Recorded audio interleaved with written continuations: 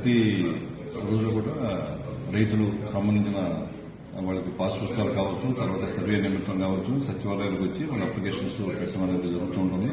దాంట్లో ఆ సచివాలయంలో పెట్టిన తర్వాత అది రెవెన్యూ సంబంధించిన అయితే వీఆర్ఓ తీసుకుంటారు. వీఆర్ఓ తీసుకుని దానికి ప్రాసెస్ చేస్తారు. మామూలు ఏదైనా పాస్ పుస్తకాల విషయం కావచ్చు, లేకపోతే అడంగల కరెక్షన్స్ కావచ్చు, అట్లాగే ఏదైనా సర్వే సంబంధించిన అయితే సర్వే తీసుకుంటారు. సంబంధించిన కాగితాలని ఎఫ్ఐఆర్ పిటిషన్ కానీ, సర్వే సబ్ డివిజన్ సంబంధించిన కానీ తీసుకున్న తర్వాత వాళ్ళు నెక్స్ట్ లెవెల్కి ప్రాసెస్ చేయాలి. యాక్చువల్గా జరుగుతుంది అలాగే.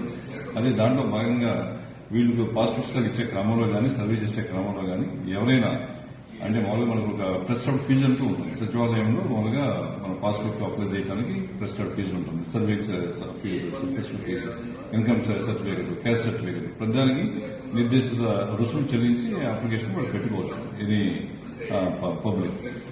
దాంట్లో భాగంగా మనకి అలాగే పాస్పోర్ట్ కోసం తీసుకున్నప్పుడు అది సచివాలయంలో ఎంతైతే గవర్నమెంట్ నిర్దేశించిందో అదే తీసుకోవాలి.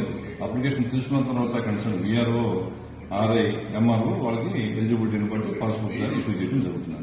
దీంట్లో క్రమంలో వారికి భూమికి ఎవరైతే అప్లై చేసుకున్నారో వాళ్ళకి ఏంటంటే ఫార్మేట్ నోటీస్ అనేది ఇష్యూ చేయాలి. అది పబ్లిక్ వాళ్ళకి ఎవరైతే పబ్లిక్ అంతా తెలిసే విధంగా సచివాలయంలో, ఎంఆర్ఓస్ లో కూడా పబ్లిష్ చేయాలి. తర్వాత అప్లికెంట్ కూడా మన ఫార్మ్ 8 సర్వ్ చేసి అది కూడా పెట్టుకోవాలి. అలాగే భూమిని కూడా పరిశీలించాలి.